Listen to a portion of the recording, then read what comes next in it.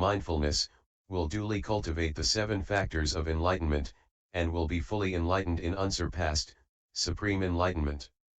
And the Blessed One too, Lord, being at present the Arahant, the fully enlightened one, has abandoned the 5 hindrances, the mental defilements that weaken wisdom, has well established his mind in the 4 foundations of mindfulness, has duly cultivated the 7 factors of enlightenment, and is fully enlightened in unsurpassed, supreme enlightenment.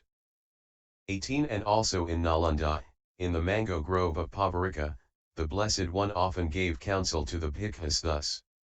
Such and such is virtue, such and such is concentration, and such is wisdom.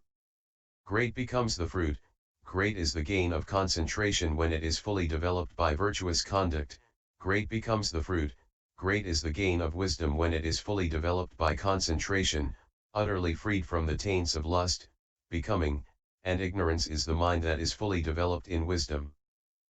19 When the Blessed One had stayed at Nalanda as long as he pleased, he addressed the Venerable Ananda thus. Come, Ananda, let us go to Pataligama. So be it, Lord. And the Blessed One took up his abode at Pataligama together with a large community of bhikkhus. 20 Then the devotees of Pataligama came to know, the Blessed One, they say, has arrived at Pataligama. And they approached the Blessed One, respectfully greeted him, sat down at one side, and addressed him thus, May the Blessed One, Lord, kindly visit our council hall. And the Blessed One consented by his silence. 21 Knowing the Blessed One's consent, the devotees of Pataligama rose from their seats, respectfully saluted him, and keeping their right sides towards him, departed for the council hall. Then they prepared the council hall by covering the floor all over, arranging seats and water, and setting out an oil lamp. Having done this, they returned to the Blessed One, respectfully greeted him, and standing at one side, announced, Lord, the council hall is ready, with the floor covered all over, seats and water prepared, and an oil lamp has been set out. Let the Blessed One come, Lord, at his convenience. 22 And the Blessed One got ready, and taking his bowl and robe, went to the council hall together with the company of bhikkhus. After rinsing his feet, the Blessed One entered the council hall and took his seat close to the middle pillar, facing east. The community of bhikkhus, after rinsing their feet, also entered the council hall and took seats near the western wall, facing east, so that the Blessed One was before them. And the devotees of Pataligama, after rinsing their feet and entering the council hall, sat down near the eastern wall, facing west, so that the Blessed One was in front of them. The fruits of an immoral and a moral life. 23 Thereupon the Blessed One addressed the devotees of Pataligama thus, the immoral man, householders, by falling away from virtue, encounters 5 perils, great loss of wealth through heedlessness, an evil reputation, a timid and troubled demeanor in every society, be it that of nobles, brahmans, householders, or ascetics, death in bewilderment, and, at the breaking up of the body after death, rebirth in a realm of misery, in an unhappy state, in the nether world, in hell. 24 5 blessings, householders, accrue to the righteous man through his practice of virtue, great increase of wealth through his diligence, a favorable reputation, a confident deportment, without timidity, in every society, be it that of nobles, brahmans, householders, or ascetics, a serene death, and, at the breaking up of the body after death, rebirth in a happy state, in a heavenly world. 25 And the Blessed One spent much of the night instructing the devotees of Pataligama in the Dhamma, rousing, edifying, and gladdening them, after which he dismissed them, saying, The night is far advanced, householders. You may go at your convenience. So be it, Lord. And the devotees of Pataligama rose from their seats, respectfully saluted the Blessed One, and keeping their right sides towards him, departed. And the Blessed One, soon after their departure, retired into privacy. 26 At that time Sunita and Vasakara, the chief ministers of Magadha, were building a fortress at Pataligama in defense against the Vajis. And deities in large numbers, counted in thousands, had taken possession of sites at Pataligama. In the region where deities of great power prevailed, officials of great power were bent on constructing edifices, and where deities of medium power and lesser power prevailed, officials of medium and lesser power were bent on constructing edifices. 27 And the Blessed One saw with the heavenly eye, pure and transcending the faculty of men, the deities, counted in thousands, where they had taken possession of sites in Pataligama. And rising before the night was spent, towards dawn, the Blessed One addressed the Venerable Ananda thus, Who is it, Ananda, that is erecting a city at Pataligama? Sunita and Vasakara, Lord, the chief ministers of Magadha, are building a fortress at Pataligama, in defense against the Vajis. 28 It is, Ananda, as if Sunita and Vasakara had taken counsel with the gods of the 33. For I beheld, Ananda, with the heavenly eye, pure and transcending the faculty of men, a large number of deities, counted in thousands, that have taken possession of sites at Pataligama. In the region where deities of great power prevail, officials of great power are bent on constructing edifices, and where deities of medium and lesser power prevail, officials of medium and lesser power are bent on constructing edifices. Truly, Ananda, as far as the Aryan race extends and trade routes spread, this will be the foremost city Pataliputra, a trade center. But Pataliputra, Ananda, will be assailed by 3 perils, fire, water, and dissension. 29 Then Sunita and Vasakara went to the Blessed One, and after courteous greeting to the Blessed One, and exchanging many pleasant words, they stood at one side and addressed him thus, May the Venerable Gautama please accept our invitation for tomorrow's meal, together with the community of bhikkhus. And the Blessed One consented by his silence. 30 Knowing the Blessed One's consent, Sunita and Vasakara departed for their own abodes, where they had choice food, hard and soft, prepared. And when it was time, they announced to the Blessed One, It is time, Venerable Gautama, the meal is ready. Thereupon the Blessed One got ready in the forenoon, and taking bowl and robe, he went together with the community of bhikkhus to the abode of Sunita and Vasakara, where he took the seat prepared for him. And Sunita and Vasakara themselves attended on the community of bhikkhus headed by the Buddha, and served them with choice food, hard and soft.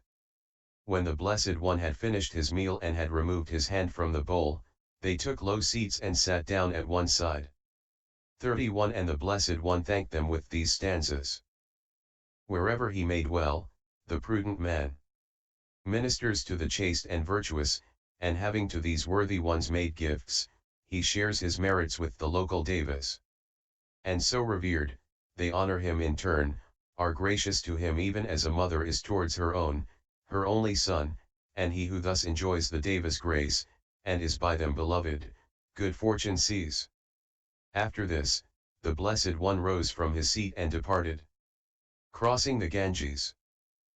32 Then Sunita and Vasakara followed behind the Blessed One, step by step, saying, Through whichever gate the recluse Gautama will depart today, that we will name the Gautama Gate, and the ford by which he will cross the river Ganges shall be named the Gautama Ford. And so it came to pass, where the gate was concerned. 33 But when the Blessed One came to the river Ganges, it was full to the brim, so that crows could drink from it. And some people went in search of a boat or float, while others tied up a raft, because they desired to get across. But the Blessed One, as quickly as a strong man might stretch out his bent arm or draw in his outstretched arm, vanished from this side of the river Ganges, and came to stand on the yonder side. 34 And the Blessed One saw the people who desired to cross searching for a boat or float, while others were binding rafts. And then the Blessed One, seeing them thus, gave forth the solemn utterance. They who have bridged the ocean vast, leaving the lowlands far behind, while others still their frail rafts bind, are saved by wisdom unsurpassed. Part 2, The Journey to Vaisali. The Four Noble Truths. 1. Now the Blessed One spoke to the Venerable Ananda, saying, Come, Ananda, let us go to Pataligama. So be it, Lord. And the Blessed One took up his abode at Pataligama together with a large community of bhikkhus. 2. And the Blessed One addressed the bhikkhus, saying, Bhikkhus, it is through not realizing, through not penetrating the Four Noble Truths that this long course of birth and death has been passed through and undergone by me as well as by you. What are these four? They are the Noble Truth of suffering, the Noble Truth of the origin of suffering, the Noble Truth of the cessation of suffering, and the Noble Truth of the way to the cessation of suffering.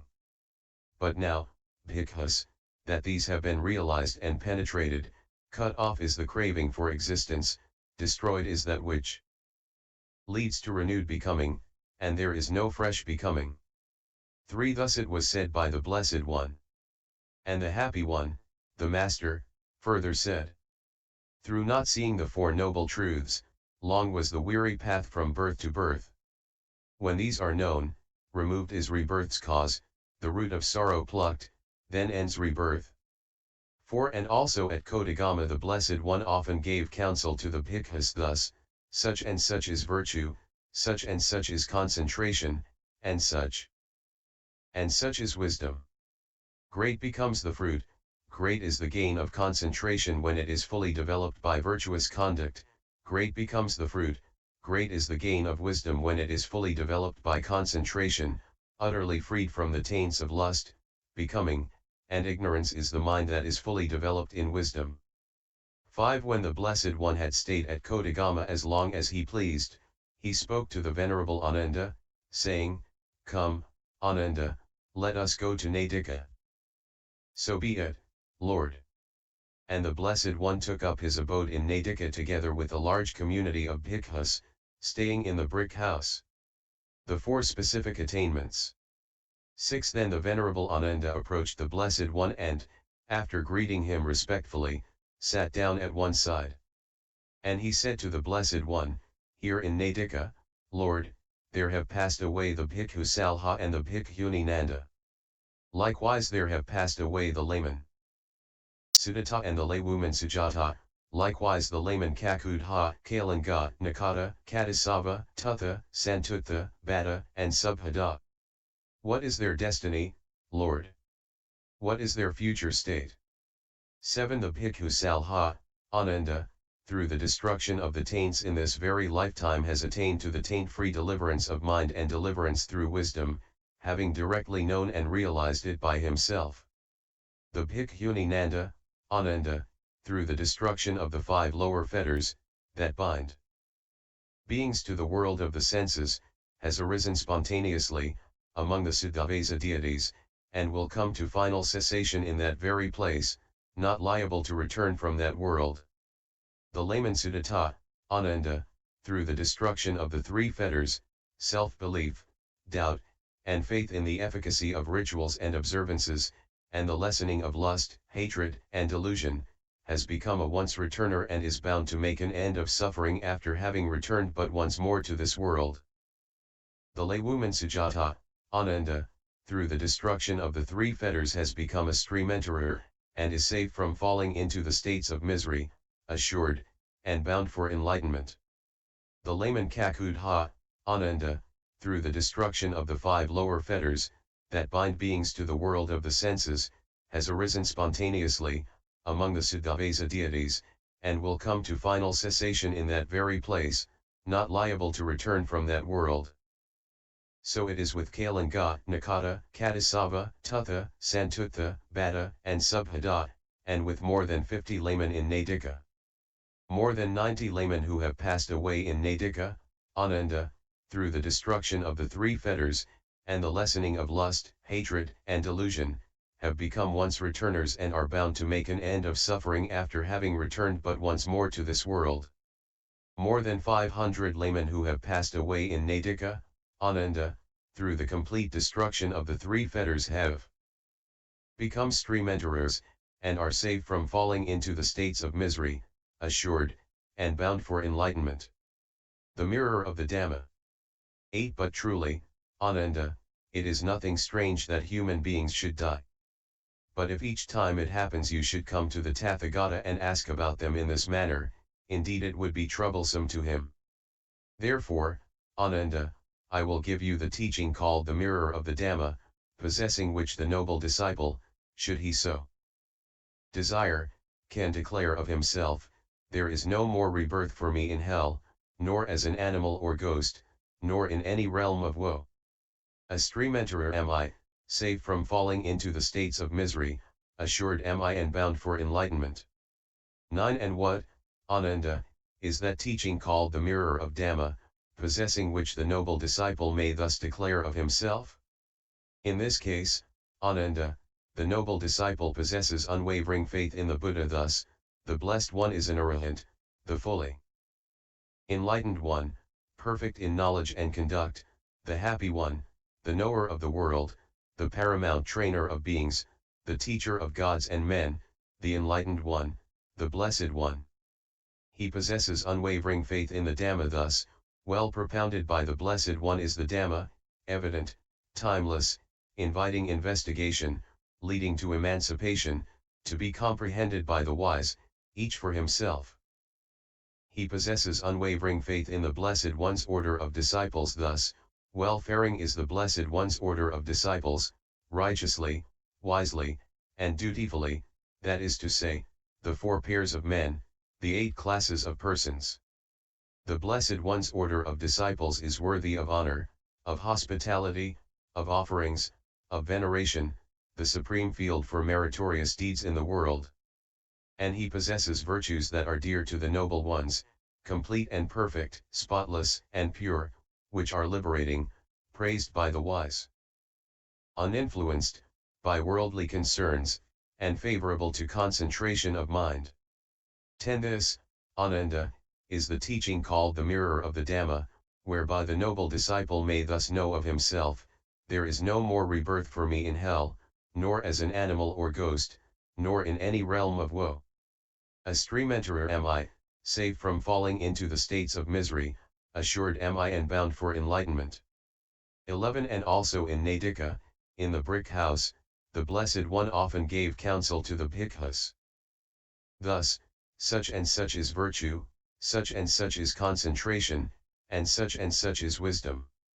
Great becomes the fruit, great is the gain of concentration when it is fully developed by virtuous conduct, great becomes the fruit, great is the gain of wisdom when it is fully developed by concentration, utterly freed from the taints of lust, becoming, and ignorance is the mind that is fully developed in wisdom. 12. When the Blessed One had stayed in Nadika as long as he pleased, he spoke to the Venerable Ananda, saying, Come, Ananda, let us go to Vesali. So be it, O Lord. And the Blessed One took up his abode in Vesali together with a large community of bhikkhus, and stayed in Ambapali's grove. Mindfulness and clear comprehension. 13. Then the Blessed One addressed the bhikkhus, saying, Mindful should you dwell, bhikkhus, clearly comprehending, thus I exhort you. 14. And how, bhikkhus, is a bhikkhu mindful?